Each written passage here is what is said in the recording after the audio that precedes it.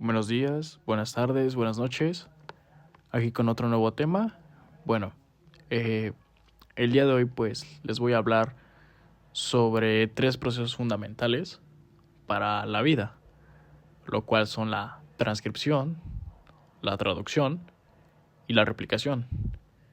Bueno, eh, estos tres mecanismos ocurren dentro de nuestras células y pues son esenciales para que el material genético pueda conservarse, transmitirse y utilizarse correctamente.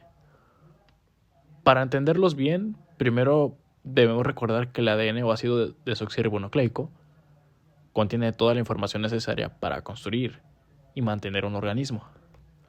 Sin embargo, el ADN por sí solo no puede ejecutar las funciones celulares. Para eso se necesitan las proteínas, que son las que realizan la mayoría de las tareas dentro del cuerpo, como formar estructuras, catalizar reacciones o regular procesos.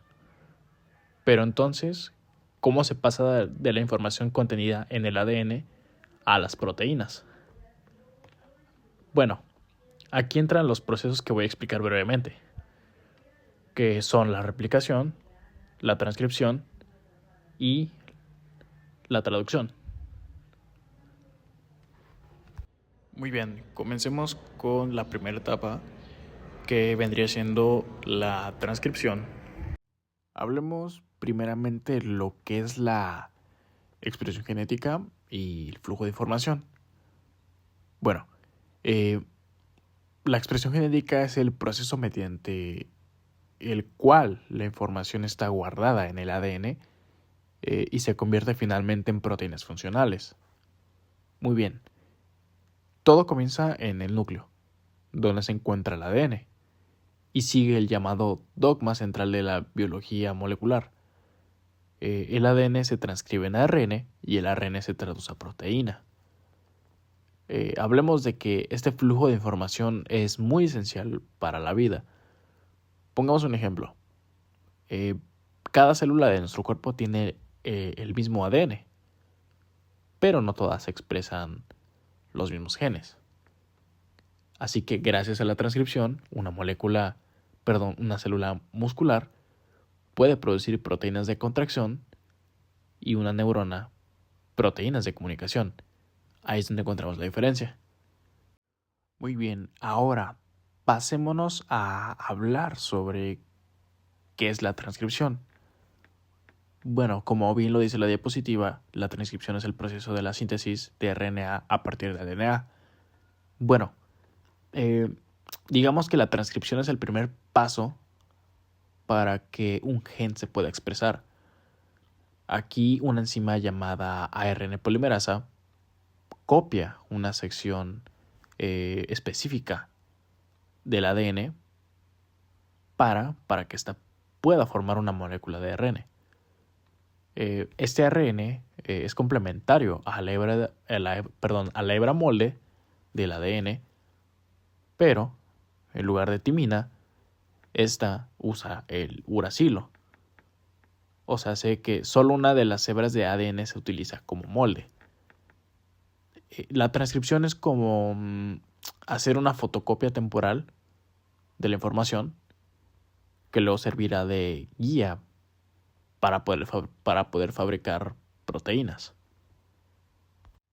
Muy bien, como siguiente parte, hablemos sobre los tipos de ARN polimerasa, porque sí, hay tipos.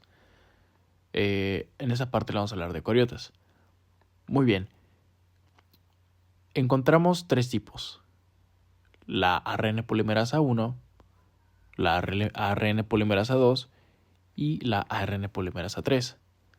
Que bueno, en las células eucariotas existen tres tipos principales de ARN, como polimerasas, como se los he dicho. Muy bien, la ARN polimerasa, la 1, fabrica los ARN ribosómicos, que forman parte de los ribosomas. Por otro lado, la ARN polimerasa 2 fabrica el ARN mensajero, el cual lleva las instrucciones para fabricar proteínas. Y el ARN polimerasa 3 fabrica los ARN de transferencia, sí, los pequeños ARN nucleares y el ARN 5S. Y bueno, gracias a esta división del trabajo, la célula puede coordinar distintos procesos al mismo tiempo. Ok, el ARN polimerasa procariota. En las procariotas el sistema es más simple. Solo existe ARN polimerasa, pero es una enzima muy grande y compleja. Tiene varias subunidades, que son alfa, beta, beta prima y sigma. La subunidad sigma se encarga o es la encargada de reconocer las secuencias del ADN llamadas promotores, donde la transcripción debe empezar. Una vez que se inicia el proceso, el factor sigma se separa y la enzima sigue trabajando sola, añadiendo nucleótidos uno por uno. Pasémonos a lo que son las etapas. Muy bien, estas se dividen en tres, las cuales son iniciación, elongación y terminación. Muy bien, hablemos primero por la primera, que sería la iniciación. En la iniciación, la enzima se une al promotor del gen y comienza la síntesis. Muy bien, en esta fase, que es la fase de la iniciación, el ARN polimerasa reconoce una región específica del ADN llamada promotor. Esta zona indica que el punto exacto donde debe comenzar la transcripción, la enzima abre una pequeña burbuja en la doble hélice del ADN y empieza a unir los primeros nucleótidos del ARN. Es importante que, a diferencia de la replicación, esta no necesita un cebador. En esta etapa también se define en qué dirección se va a copiar el gen. Esto garantiza que la información salga en el orden correcto. Muy bien, ahora pasémonos a la segunda etapa, que sería la elongación. Que bueno, durante la elongación, el ARN polimerasa avanza por la hebra de ADN molde, incorporando nucleótidos, que su dirección va a ser 5' a 3'. A medida que la enzima pasa, la hélice de ADN se abre por delante y se vuelve a cerrar por detrás. El ARN recién formado se va desprendiendo y puede comenzar a cumplir funciones si es un ARN no mensajero o seguir su procesamiento si es un ARN mensajero. Este proceso es rápido y altamente preciso, aunque puede haber pequeños errores en la célula que la célula corrige, perdón. Y como última etapa tenemos la terminación, que bueno, en esta etapa la transcripción termina cuando el ARN polimerasa encuentra una secuencia de terminación. En bacterias hay dos mecanismos. Uno es la terminación intrisecta, donde el ARN forma una estructura de horquilla que tiene a la enzima, y el otro es la terminación dependiente del factor Rho, que es una proteína que ayuda a liberar el ARN. En eucariotas el proceso es más complejo y depende de señales en el ADN y también de proteínas que separan el ARN recién formado. Pasemos a lo que es el procesamiento del ARN. Bueno, vamos a hablar en este caso del eucariótico. En eucariotas el ARN mensajero que está recién hecho se llama ARN precursor y necesita varias modificaciones antes de que ésta pueda salir al citoplasma. Bueno, como primer paso se le coloca digamos que un capuchón, en la parte 5', la cual esto hace que lo protege y ayuda a que el ribosoma lo reconozca. Posteriormente se le agrega una cola de poliadenina en la parte extrema de 3', que esta evita su degradación. Por último se eliminan los intrones, que son secuencias no codificantes. Estas modificaciones nos garantizan que el ADN maduro está listo para ser traducido correctamente. pasemos ahora a lo que es el splicing. Bueno, en pocas palabras, el splicing es corte y empalme. Que bueno, que esto consiste en eliminar los intrones y unir los exones. Bueno, en ese proceso ocurre en el núcleo gracias a un complejo llamado espliciosoma, formado por proteínas y pequeños ARN nucleares. En esta parte lo importante es que las uniones son muy exactas, ya que los intrones tienen secuencias específicas que indican dónde cortar. Cabe recalcar que, en dado caso que si el splicing falla, puede alterar la secuencia de aminoácidos y causar enfermedades como la talasemia. Por otra parte, en el proceso alternativo,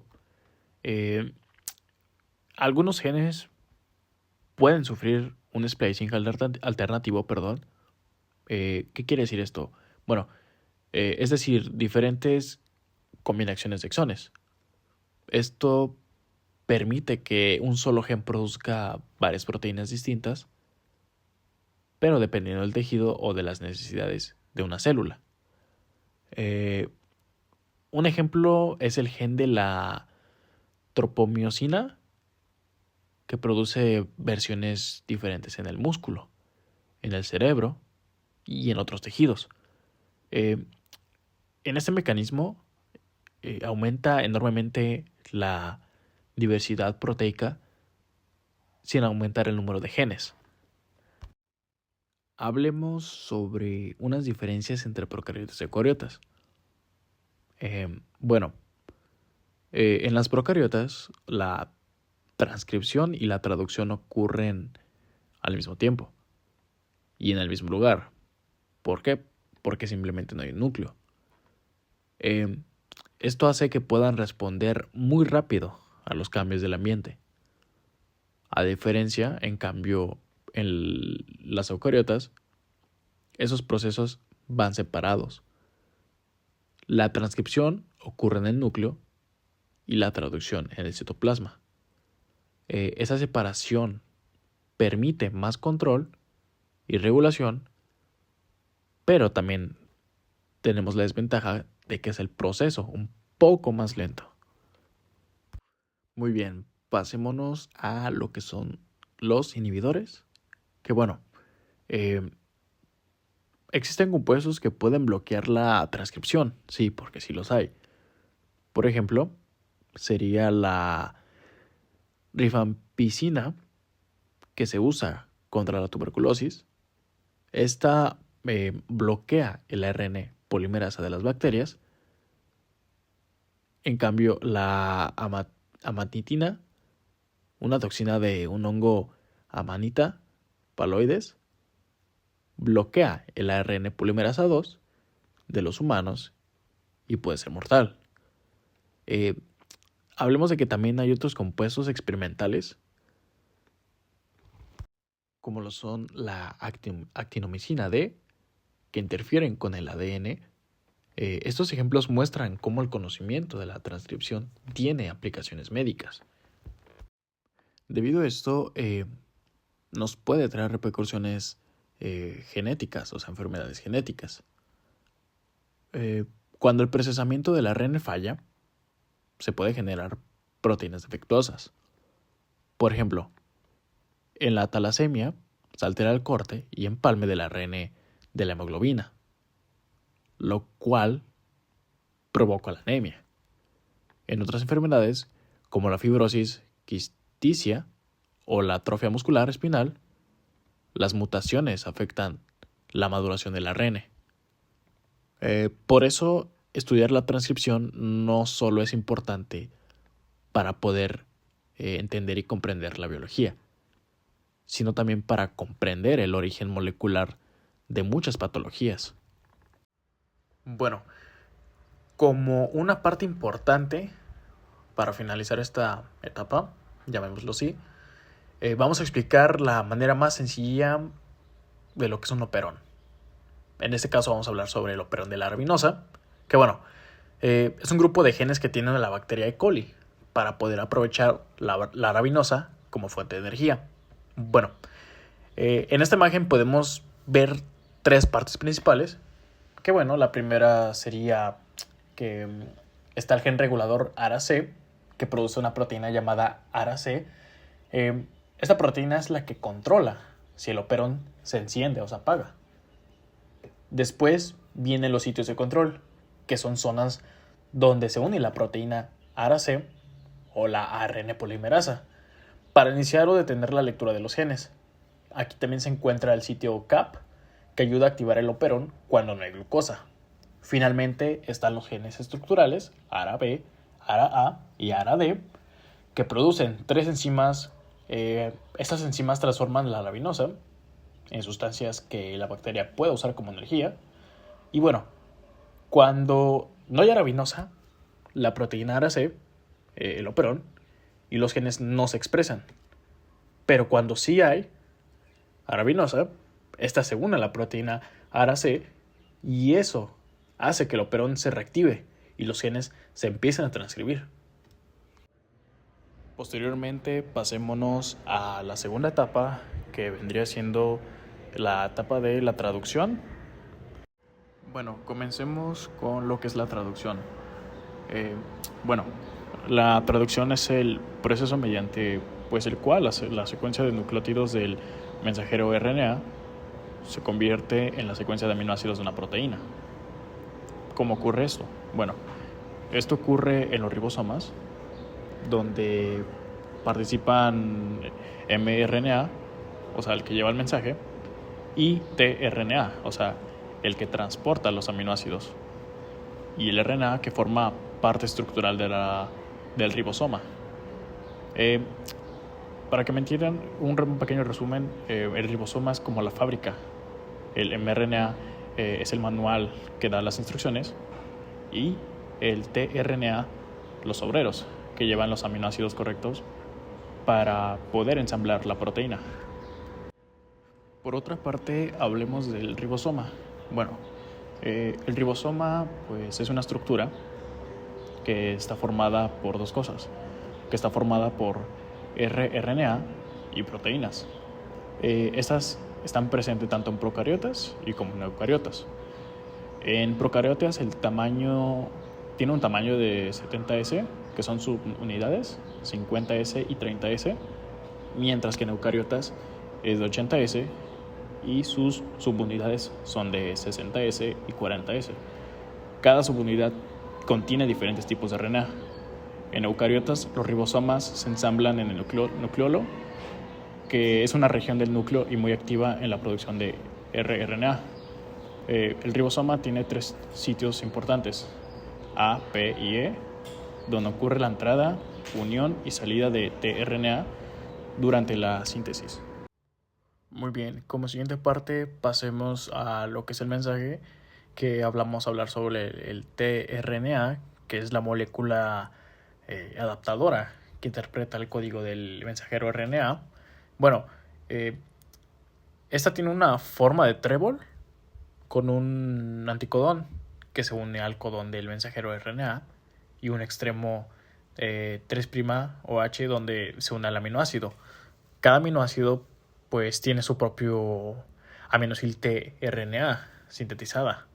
La enzima que es la que carga el aminoácido correcto al tRNA, y finalmente esto es lo que asegura que el mensaje genético se traduzca correctamente. Muy bien, en esta imagen pues podemos ver la estructura tridimensional de lo que es el ARN de transferencia o tRNA, al que también se le conoce como la molécula adaptadora. Bueno, ¿por qué se le llama así? Se le llama así porque tiene una función clave durante la traducción de código genético. Bueno, básicamente es la encargada de llevar los aminoácidos correctos hasta el ribosoma para que se vayan uniendo en el orden que marca el ARN mensajero. Y bueno, si observamos la figura podemos notar que el tRNA tiene una forma bastante peculiar, como una especie de L o de trébol doblado. cada color que aparece aquí representa una parte diferente de la molécula. Por ejemplo, en la parte de abajo, la que está en color azul, se encuentra el anticodón, que es una secuencia de 3 bases que reconoce específicamente al codón del ARN mensajero. Esta parte es muy importante porque garantiza que se coloque el aminoácido correcto en la cadena proteica. En la parte superior, la que parece de color naranja, se encuentra el sitio donde el tRNA se une al aminoácido correspondiente. Es decir, cada tipo de tRNA transporta solo un tipo de aminoácido y ese aminoácido queda unido justo en el extremo superior. Toda la estructura del tRNA con sus bucles y dobleces le permite mantenerse estable y cumplir su papel de mediador, entre el mensaje genético y la proteína que se está formando. Muy bien, hablemos sobre la carga del tRNA. Cada aminoácido se une a su tRNA correspondiente gracias a una enzima llamada aminosil-tRNA sintetasa. Hay 20 sintetasas diferentes, una para cada aminoácido. El proceso necesita energía de ATP, la cual se va a lograr se realizan 2 pasos. La primera sería que el aminoácido se activa formando aminosil AMP, y el segundo paso sería que se transfiere al extremo 3'OH del tRNA formando aminosil tRNA. Este tRNA cargado ahora puede llevar al aminoácido al ribosoma. Lo importante aquí es que el ribosoma reconoce el anticodón del tRNA, no directamente el aminoácido. Es decir, la finalidad del proceso depende de que cada tRNA esté correctamente cargado. Este principio se demostró en un experimento.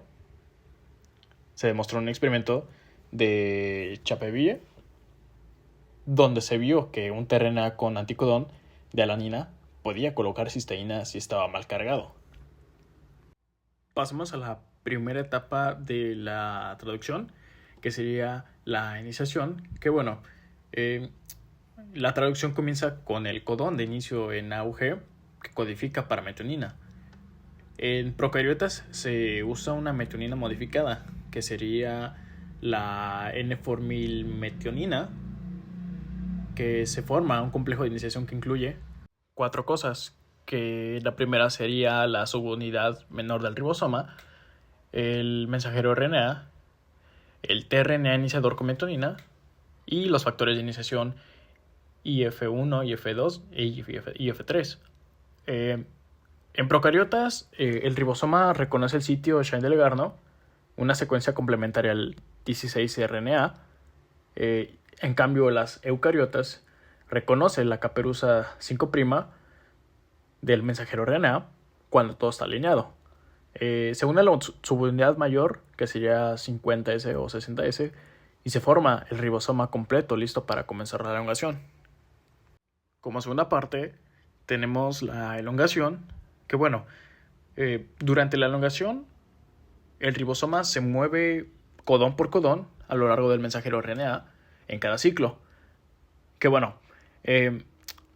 Digamos que vamos a dividirlo en 3 partes igual, que sería, en la primera parte sería un nuevo aminosil tRNA que entra al sitio A, guiado por el factor EF, TU y GTP. Como segunda parte, o segundo paso, se forma el enlace peptídico entre el aminoácido nuevo y la cadena en crecimiento gracias al peptidil transferasa del RNA 23S. Y como tercer paso, el ribosoma se trasloca, desplazando el tRNA como la cadena al sitio P y el tRNA vacío al sitio E con ayuda del factor EFG. Decimos que cada ciclo requiere 2 GTP, por lo que es un proceso que consume mucha energía. En eucariotas los factores son equivalentes en EF1 y EF2. Este proceso se repite hasta que se alcanza un codón de paro. Hablamos de que la elongación continúa hasta que el ribosoma llega a un codón de terminación, que serían UAA, UAG o UGA. Estos codones no codifican ningún aminoácido, por lo que tienen tRNA correspondiente. En su lugar se unen factores de liberación, como ya mencionamos, la RF1, RF2, RF3, que conocen estos codones. Estos factores utilizan GTP para romper el enlace de la cadena polipeptídica y el tRNA, liberando así la proteína. Finalmente, pues las subunidades ribosomales se separan, listas para iniciar un nuevo ciclo de traducción. Muy bien, como un breve resumen a esta parte, bueno, la traducción en pocas palabras es un proceso que consume mucha energía. Hablamos de que por cada enlace peptídico se utilizan 4 moléculas de ATP o GTP. En procariotas la traducción puede ocurrir simultáneamente con la transcripción, ya que no hay una membrana celular. En cambio, en las eucariotas ocurre después, en el citoplasma. Además, un mismo mensajero RNA puede ser traducido por varios ribosomas al mismo tiempo, así formando polisomas o polirribosomas, aumentando la eficiencia. En proteínas de membrana o secretadas, el ribosoma se asocia al retículo endoplásmico gracias a una señal N-terminal que guía la síntesis hacia el sistema de secreción.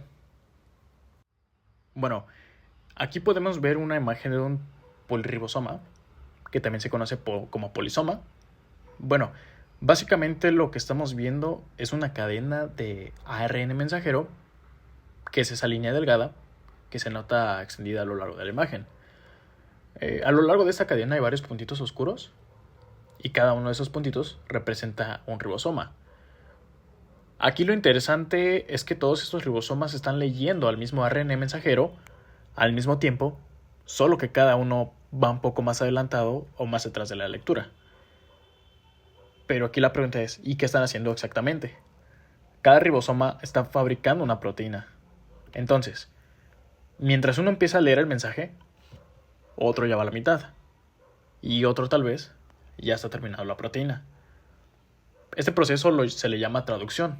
Y la ventaja de tener muchos ribosomas trabajando juntos es que la célula puede producir muchas copias de la misma proteína de forma rápida y eficiente. Si se fijan, abajo aparece una escala que dice 1 micrómetro, que eso nos da una idea de lo pequeño que es. Todo esto ocurre a nivel molecular, dentro de las células. Pocas palabras, esta imagen nos representa cómo los ribosomas se organizan en un polirribosoma para traducir un mismo mensaje de ARN mensajero al mismo tiempo, aumentando la eficiencia en la producción de proteínas.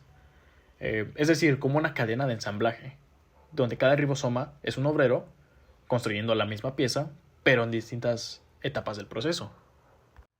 Muy bien, hablemos del código genético. Bueno, el código genético está formado por tripletes de bases nitrogenadas, que se llaman codones. Cada codón especifica un aminoácido. Este, pues, fue descifrado por los expertos de Crick, Ochoa y Nirenberg, lo cual Nirenberg demostró que un mensajero RNA artificial, con solo uracilos, producía una proteína solo por fenilalanina, lo que probó que UUU daba igual a fenilalanina. Así se identificaron todos los codones posibles, que son 64 en total, y 61 para aminoácidos y 3 de paro. Bueno, hablamos de que otra parte, el código genético es degenerado. ¿Pero qué significa esto? Lo que significa es que un mismo aminoácido puede estar codificado por varios codones. Pongamos un ejemplo. La leucina tiene 6 codones diferentes. Esta degeneración actúa como una especie de seguro biológico, porque si hay una mutación en la tercera base, muchas veces el aminoácido no cambia.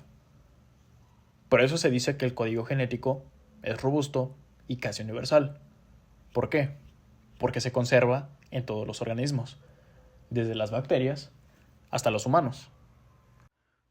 Muy bien, hay una hipótesis que es sobre el tamaleo. Que bueno, la hipótesis del tamaleo fue propuesta por Crick. Dice que la tercera base del codón no tiene un apareamiento tan rígido como lo es el anticodón. Gracias a eso, un mismo tRNA puede reconocer más de un codón distinto. Por ejemplo, un tRNA con anticodón GAI puede unirse a codones UCU, UCC y UCA, todos para serina. Esto explica, pues, por qué hay menos tRNAs que codones posibles. Hay unos 45 tRNAs para 61 codones. Muy bien. Para cerrar esta parte, es importante comparar la traducción con los otros procesos de flujo genético. Bueno, en la replicación y transcripción, la información se copia dentro del mismo tipo de molécula, de DNA a DNA o de DNA a RNA. Es un proceso lineal irreversible. En cambio, la traducción transforma el mensaje a un nuevo lenguaje de los aminoácidos. Esto pues es irreversible, porque una vez que la proteína se pliega en las 3 dimensiones, no puede volver a convertirse en un RNA. Por eso decimos que la traducción es el paso final del flujo de la información genética, representando como DNA, RNA y finalmente terminando en proteína. Bueno, y como última etapa para ya cerrar, nos vamos por último con la replicación.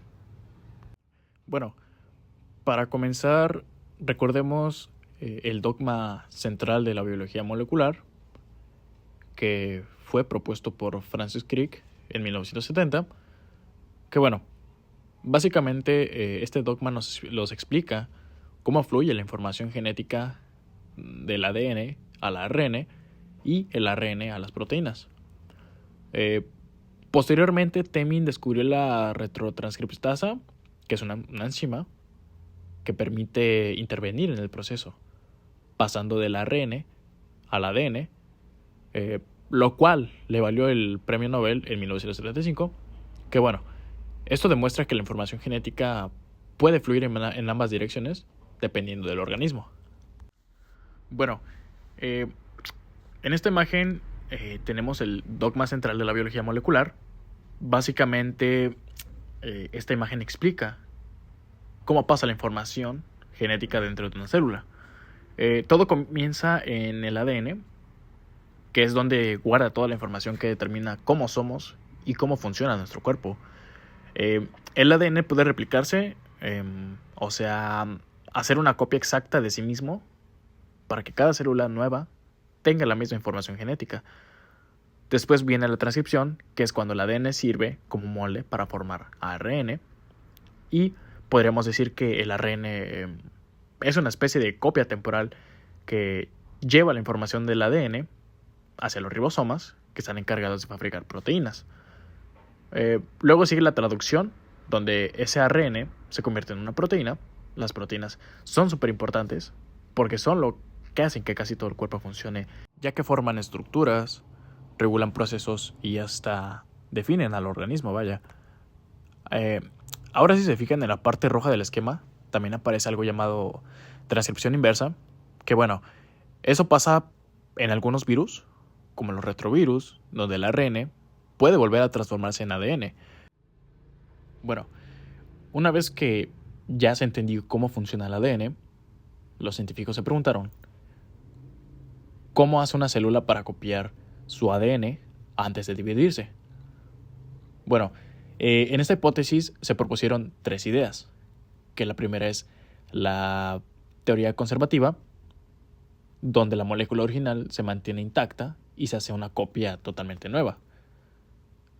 La segunda es la teoría dispersa, donde cada copia tiene pedacitos de ADN viejo y del nuevo. Y como última teoría, tenemos la semiconservativa, que la cual fue la correcta.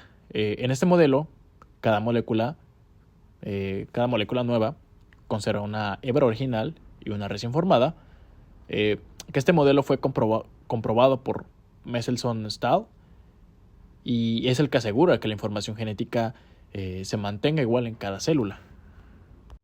Bueno, hablemos sobre la replicación del ADN, que bueno, la replicación del ADN pues es esencial porque ocurre antes de la división celular. Si una célula se va a dividir, pues esta necesita duplicar su material genético para que cada célula hija reciba una copia completa del ADN. Bueno, este proceso usa la molécula antigua como un molde y se realiza con una precisión impresionante, prácticamente sin errores. Bueno, hablemos sobre los componentes necesarios para que la replicación del ADN suceda. Bueno, para que la replicación ocurra, se necesitan varios componentes fundamentales. Que primero tendríamos nucleótidos trifosfatados, que son las piezas con las que se construye el ADN. Que tenemos el DATP, DGTP, DCTP y DTTP. Por otro lado, tenemos las proteínas como las SSBP, que estabilizan las hebras abiertas.